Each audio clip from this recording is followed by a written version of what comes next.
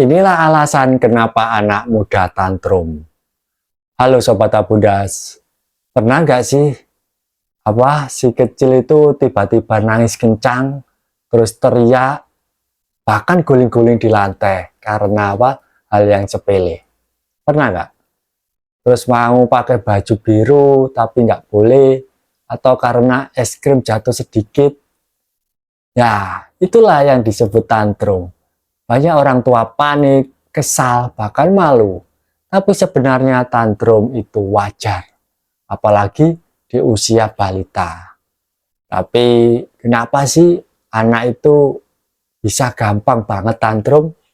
Ayo kita pahami alasannya. Untuk poin pertama, anak belum bisa mengungkapkan emosi dengan kata-kata. Di usia 1-5 tahun, kemampuan bicara anak belum seimbang dengan perasaan yang dia rasakan. Jadi ketika dia merasa marah, terus kecewa, takut atau bingung, tapi nggak bisa menjelaskan, akhirnya meledakkan dengan tangisan, jeritan, bahkan pukulan. Tantrum itu adalah cara anak berteriak. Kalau dia belum bisa berkata, ini aku lagi kesel, tolong bantu aku. Nah, dia kan belum bisa, akhirnya berteriak. Terus yang kedua, anak lelah, lapar atau overstimulasi. Banyak sih tantrum terjadi itu bukan karena anak nakal, tapi karena tubuhnya nggak nyaman. Coba cek apakah anak itu sudah tidur yang cukup, terus sudah makan, terlalu banyak aktivitas atau gimana gitu. Ketika anak kelelahan atau lapar, emosinya jadi tidak stabil. Anak jadi lebih sensitif dan hal kecil bisa langsung meledak jadi tantrum. Terus yang ketiga, anak ingin mandiri tapi masih terbatas. Di usia tertentu, anak mulai merasa aku bisa sendiri. Tapi saat dia mencoba, kemudian gagal. Misalnya pakai sepatu sendiri, terus menuang air minum. Akhirnya dia jadi frustasi. Tantrum bisa muncul karena bisa muncul sebagai bentuk kekecewaan karena dia belum bisa melakukan apa yang diinginkan. Mungkin itu.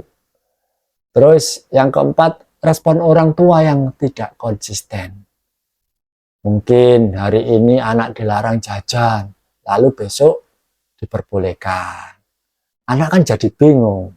Dia nggak paham aturan dan akhirnya memprotes dengan tantrum tadi. Atau saat anak tantrum dan malah langsung dituruti.